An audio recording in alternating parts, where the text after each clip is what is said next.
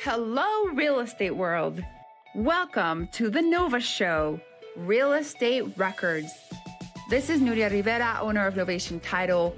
I wanted to create the space for you guys to be able to share success stories, but not only success stories. I also wanted you guys to be able to share raw stories. Everything that you have learned from the failures, the lessons, the wins.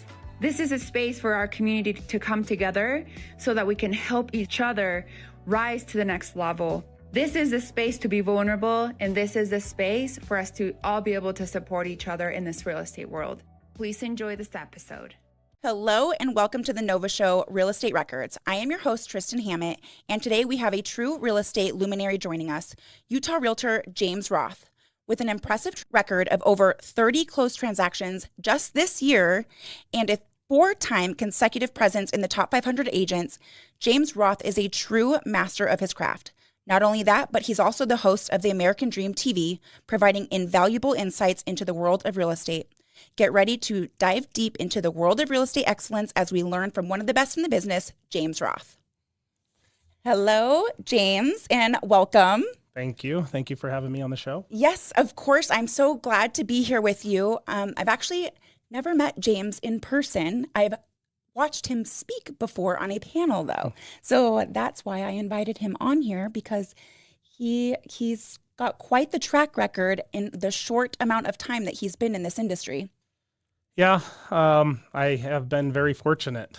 Yes. So tell us a little bit about yourself. Where are you from? Where did you grow up? And how you got into real estate. Okay, perfect.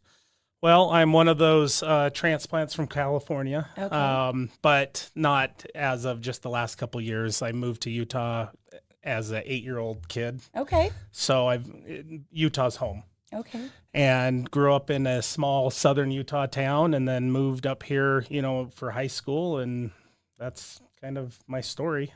Okay. Before I got into real estate, I had a couple different businesses, and the last one we sold, and I needed something else to do. So I loved real estate. I loved investing, and I thought that this would be a great environment for me and turned into a career path, I guess you could say. Okay. So you were investing previously? Yes. Before you were a licensed agent? That's correct. Okay. And how long were you investing? Just a few years. A few years? Yeah. Okay. And you got licensed only 4 years ago. That's correct. And you have made top 500 agent 4 times. Yes. That is remarkable. Thank you. And how do you get there? How do you get to be a new agent and then 4 years in a row become a top 500 agent? So, Tristan, that's a great question. And I actually tried to figure it out myself, actually.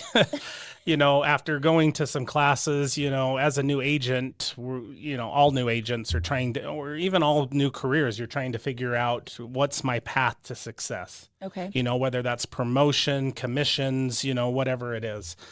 And as I started, I was like, well, I think I know a lot of people. I should be able to do good. And I think it somewhat turned out that way. I worked my SOI, and that's pretty much what led to where I am at now. I'm not the number one real estate agent in Utah, but I'm not the lowest real estate agent. You know what I mean?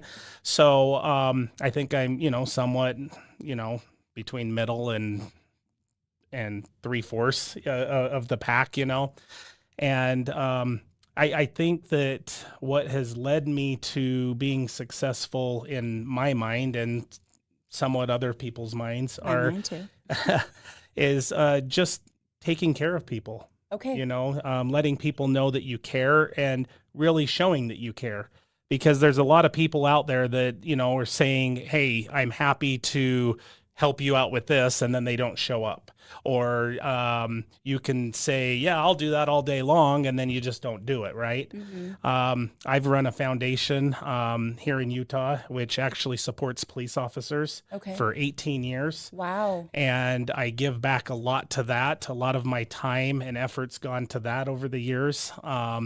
I actually do a really big Secret Santa each year. This is actually our 10th annual Secret Santa. Okay. And so anybody that wants to help out with that, we're actually up to 7 families this year. And I just got a call for another one this morning.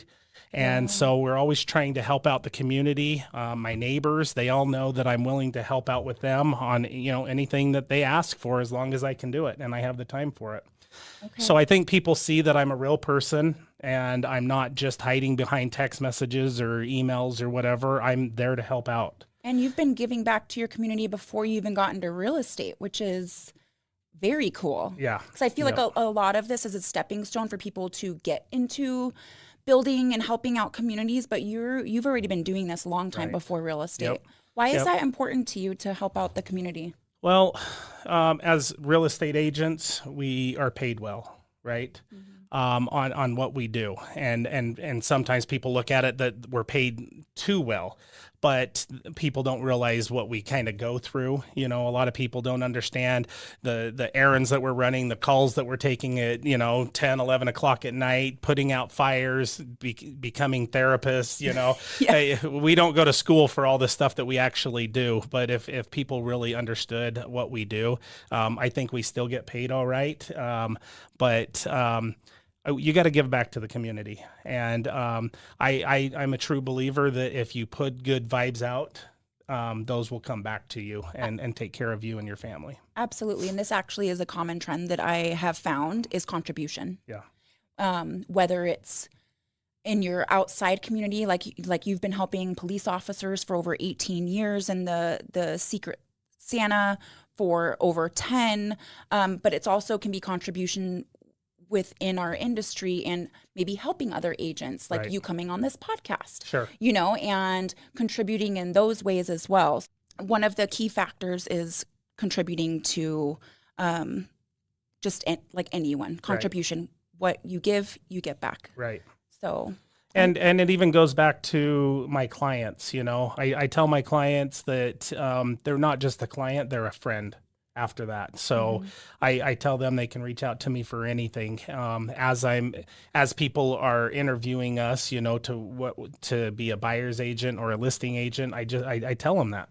I say, look, I'm not just here for the money. I'm here for a friendship. So if you guys want to be a friend as well, I can continue a friendship with you forever. I don't need to just make money off of you. And even if we don't do this deal, I can still be your friend. Yeah. Absolutely. So you can never have too many friends. No, making connections. Right. And authentic connections. Right. Exactly. Okay. Yep. And so what's one of the ways that you stay in contact with your SOI, your past clients, things like that? So I'm assuming, I heard you say SOI earlier. So I'm assuming you don't pay for leads. Right. No? Yep. Okay. So don't pay for leads.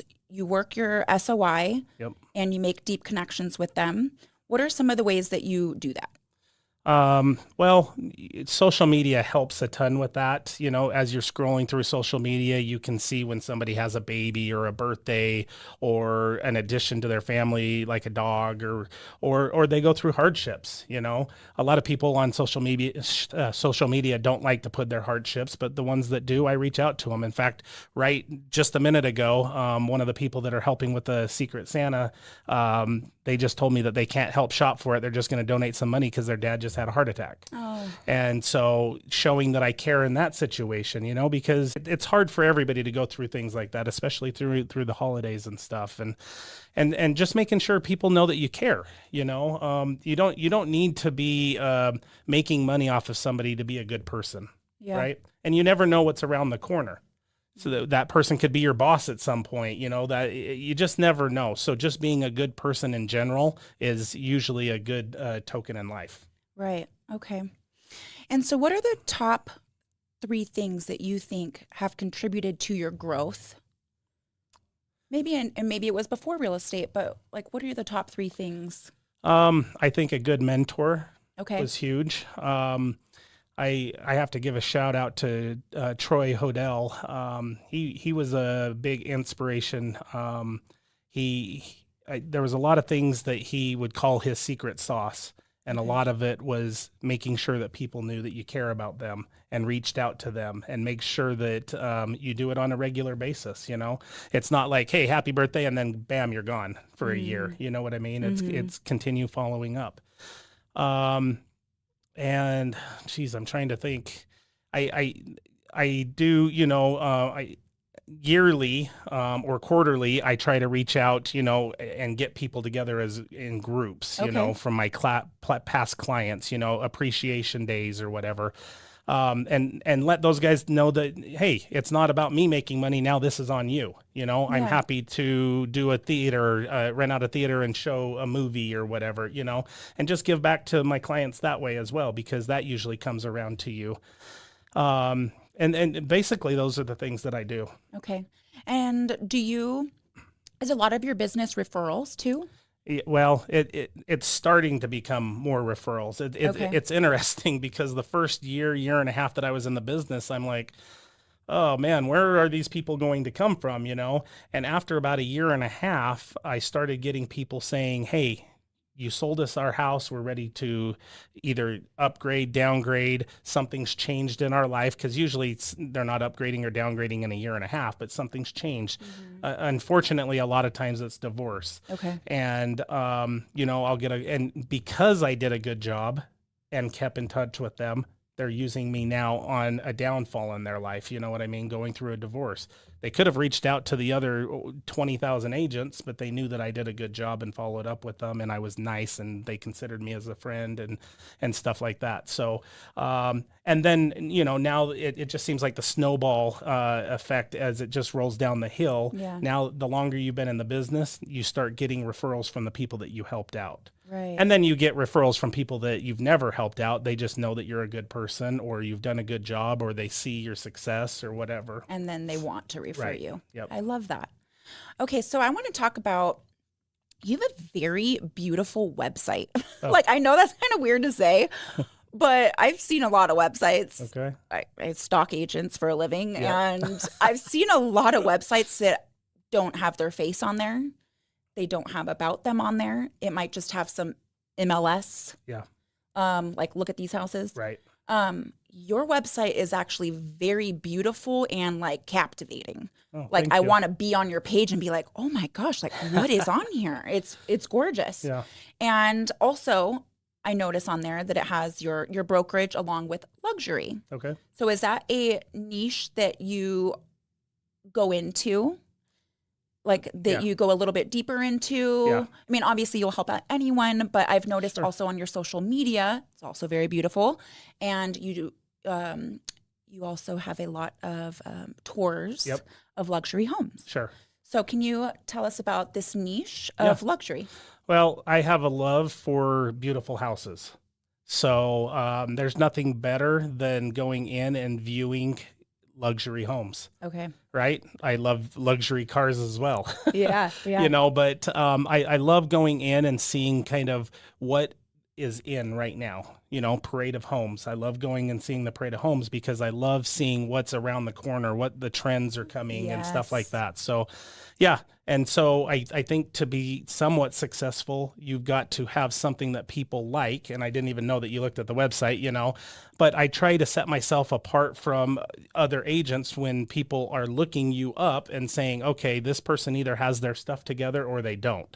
Because there are a lot of websites where you go and you log on and it's just a couple houses, and it says, if you want to look at it, look and their at logo. It. Right. Yeah. So I've actually spent a lot of money on my website getting it to look the way it is. Yeah, I can tell. It is gorgeous. It's captivating. And if you want to see what a website that's captivating looks like, I suggest going to look at James. I don't know the exact web address, but I just Googled you and it comes up. It's just www.onthemarket.com. Okay. Onthemarketutah.com, sorry. Okay. So go take a look at it because it is a beautiful website with tons of information. And yeah, I'm just very impressed. I do have to say that. Thank and you. then your social media. So let's talk about that. Okay. How do you stay on top of creating content and filming and organizing all of this? Because you do a great job. I'm just always busy. Always busy. Yep. So, it's probably the thing that gets me in trouble the most is that I'm always on my phone, always running here and there, and like today I had like 15 different things, I have 15 minutes in between, and it's just, you gotta survive, right? And especially in this market right now, this is what's going to separate the good people from the not so good people. And there'll be people leaving, the field if the market doesn't get better than it is right now. And I won't be, because I am doing the things I need to do to be successful. You're consistent. Yep, yes. exactly. Yes, I've learned that consistency is the key. That's true. You're not going to make one post and it's right going to bring you all the things. It's Yep. the consistency of constantly posting and being in front of people. Do you feel like you've gained a business from your social media? Like, have you gotten direct leads from social media? Sure, yes. First question. Yes, I have. Okay. And secondly, like, do you feel like it's a big part of staying in front of your clients? 100%. Okay. What do people do when they go home and they have free time? They're on their phone. And it's on one of the platforms. And right now it's Facebook, Instagram, or TikTok. Okay. And so if you want to be in front of them and you're not it's so much easier to be in front of people on making a post, and then they can click on it than sending a text to every single person you know. I'm not saying don't do that also, Right. but you can get in front of everybody every day by making the posts, Yeah. So, it's proven that you have to be on social media, and unless you've been in the business a long time and just have the referrals coming back to you. Right. Yeah. But I just think it's so important. I was told an agent the other day, he was like, I'm not on Facebook, I'm not on Instagram. And I'm like, and he's like a younger guy. And I'm like, why not? Like, it's free. Right. And if anything, if you're not getting leads through your DMs, which I know a lot of agents actually do, but if you're not on there for that, you need to be on there to stay on top and in front of and be included in what your family and your friends are doing. Right. And seeing those changes. I think nowadays pretty much everybody will search. Buying a house is one of the biggest things that you'll do in your life. Right. Right. It's usually the biggest purchase you make in your life, and then the next house, and then the next house, or whatever. So when you're dealing with the biggest purchase you're going to do in your life, that's going to get you in the most debt you'll ever be in your life, for the most part, other than buying a business or whatever, normally people will look up somebody just to make sure, like you did. You're not even buying a house from me, and you looked up my website, and my social media and stuff like that. You want to know who you're working with. Right. And being able to look at social media or YouTube or whatever it is to find out about the person, you want to know their personality. Yes, absolutely. Some people want to work with a cut and dry person, and some people want to work with somebody that always has a smile, and you just know what you're getting into, instead of signing an agreement with somebody and then going and finding out that they're just blah. Yeah. They may know what their stuff is, they may know their stuff, but I get a lot of people off my personality. Right. I'm kind of a firecracker, but one thing that some people don't like about me is I'm a straight shooter. I tell you how it's going to be. But the difference between that and somebody that sugarcoats things is usually it backfires down the road, and then you have to fix that problem. I'd rather have the problem right now, and then they're like, whoa, you're too strong right now. Well, I'm letting you know how it's going to be in the future, so we don't have to have that conversation. You know what I mean? Right. When your expectations are up here, and in reality, they should be down exactly. here. Yeah. Yep. Okay. Yeah. I love that. Okay. And what are some of what are your goals and dreams? Is it real estate related? Is it completely different? That's a good question. I love what I do, but I am only into it 4 years. No, I think that I'll always have a passion for real estate. Now, building a team. One thing I didn't want to do, because I had a company that we owned, that I had 72 employees. Wow. So when I stopped doing that, I didn't want to manage people. And so I'm just going to be a solo agent, for a while. So now I'm thinking team, but then there's goods and bads that come with that, and then, just, investing. Okay. Investing in real estate. That's one of the best things about being a real estate agent, is being able to invest and find properties that people don't know about. Right. And then helping out other investors or friends or family or whatever, or other clients that don't know about those properties before they hit the market and stuff. That's the advantage we have. Yeah. What kind of conversations are you having with your buyers right now? Times are going to be better in the near future. In fact, the rates have come down the last couple weeks, which is awesome because it's interesting because the interest rates aren't the highest they've ever been, but they are the highest that they've been in a lot of people's lives, or at least buying times, adult lives, yes. So I just tell them, there's goods about buying now and there's goods about waiting. So depending on your situation, what you're dealing with, now's a good time, or wait in the near future. We obviously don't want to get somebody in a situation that doesn't make sense. Right. I'm not in it for the quick dollar. It's not like, hey, you should buy this house right now, and I just make the money and I'm out of here. I care about them. And I, like I said, want to have them as a future client and a future friend. So I'm looking after their best interest. Yeah. Okay. Very good. Let's talk about American Dream TV. Okay. How did you get approached for that?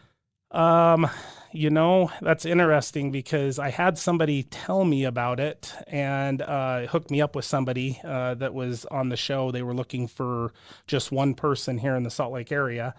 And I was up against 44 other people for the position. Okay. And I thought, okay, there's no way I'm going to get it. At the time, I was only 3 years into real estate. Why would they want that person, And what they said that they loved was my accomplishments, and my social media. And they wanted to move forward with me. And so it's been awesome. Yeah, very cool. So what has been your favorite part about being on the TV show?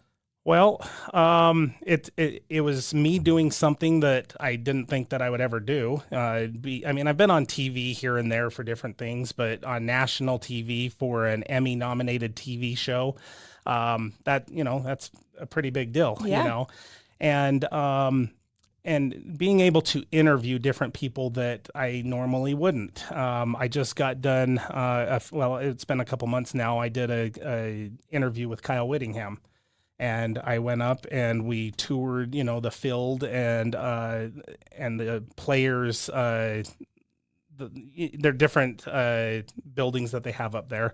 And it was really good. Now, I've known him for years, but we never got together and just talked like we did, and it was just really fun. He's such a good guy. And to spend a couple hours with him was fun. That is so cool. So, yeah. And then, obviously doing, luxury homes. I've filmed a couple $5-6 million homes, and it's just fun. I love what I do, and I love putting out what I do. So people that don't do it on a regular basis, they get to see and kind of see the behind the scenes and take them on a ride of what I do for a living. Yeah, it's so cool, and it's so great that I'm just like inspired by you because there's a reason why you've been asked to be on American Dream TV, to speak on panels, to be on there's something about you being a newer agent and making top 500. There are agents that I know that being a top 500 agent has been on their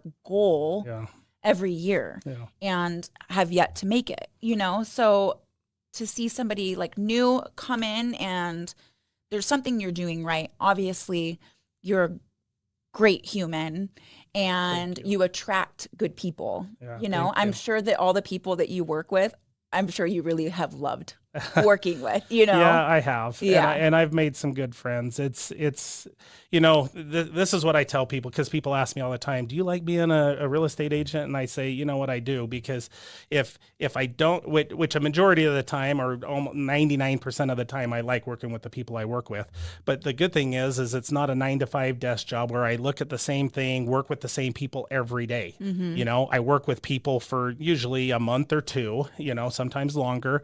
And if they don't like me and I don't like them, then we can part ways and I've still got my job. Right. Where if I work 9 to 5 in a cubicle, I don't like the person to the right or to the left of me, we're still stuck working together. Right. You know what I mean? Yeah. And it's the same scene every day. I don't know what's behind door number one. And there's been some crazy things that I've seen. When you open the door, it's like, oh, this is so cool. Totally not what I expected. Or open the door and it's like, oh my gosh, I can't even believe this What a house is on the mess. market to Yeah. sell, you know? Yeah. But it is what it is. Okay. Very So, cool. Yeah. I appreciate you sharing tips. Is there any advice that you'd give to either new agents out there or to your new agent self that you would love to share? One thing that I was taught in real estate school is they said, make sure that you make friends with all other agents out there. Mm-hmm. And I was like, no way, not a chance. You know what I mean? I don't want them to know my tips and tricks and all that stuff, you know? I wish I would have done it earlier, and I wish I would have listened to them. And that's what I've told other newer agents is you want to make friends with them. You're going to be working with them, you know. Now, there's a lot of agents, and it might take you 10 years to work with somebody. Right. But you do something good for another agent, they're going to remember that at some point. Absolutely. And it has totally helped having friends on the other side. And you want them in your side, and you also want to do a good job for them. So when they go to their clients, the buyers or the sellers or whatever, and says, hey, I've done a deal with this person and I can trust him. I know he does a good job, you know, and stuff like that. It goes a long way. Stellar agent. Right. Especially when you're in multiple offer situations. Yeah. I agree with this actually Yeah. so much. All the networking groups and communities that we have within our real estate industry, there is so much out there. And yesterday I was having a conversation and she's like, oh, I really haven't been doing that much with this. She's like, I just don't see the benefit. It's not bringing business immediately into I'm not making money Right. from networking with other agents. Yep. And I'm like, I can see that point, but I also see it as if you have a great relationship with this person on the other side of your transaction, it can make all the difference. Like, Right. hey, I know James. He's amazing. Yep. He's amazing to work with. Not saying you have to go with this one, but I have a working relationship Sure. with him. You know, And if you don't know the other person, then you don't know how it's going to Right. go. At least you know on the other side, you know. And for you bringing that up, the thing is when we were in multiple offer situation a couple years ago, and if the rates go back down now, we're going to be in that same situation. That is making you money. Normally that other agent doesn't make you money, but if you have a good relationship with them and your offer gets accepted over somebody else's, that just made you money. Right. So it does make sense for you to have friends on the other side. Right. Okay. I know we just jumped around, but I don't want to end it right now. Go back. Okay. We got a few more minutes. I remember you speaking on the panel about that you work from home, right? Like Yep. you don't go to an office, but you do have office, like a space, Yep. right? That you work from home. That's correct. How important do you think it is? Like, do you have a routine where you're like, okay, every day from this time to this time, I'm following up with my SOI. Like, what is a tip? I know every day is different, but what does a typical day look like for you? So that's very interesting because there's a lot of agents that follow a plan every single day. They say from 9 to 11, I'm just focusing on SOI, reaching out to I don't do that. Okay. And maybe I should. I'm not the typical agent, as in if somebody calls me to do something or they need help with something, I'll be there. So that doesn't allow me to have that set schedule. And before that, family's first. So if my family has something, I'm going to go do it because I'm not going to get a second chance at that. Right. So I love if that. my daughter or son has a play or whatever, I'm not going to, I schedule my showings around it. And my clients, if you're listening, I'm sorry, but you just don't get another chance to do that. And you never know when your last day is going to be here. Right. So, unfortunately, in what I do in my foundation is we take care of families of officers that are severely injured or killed.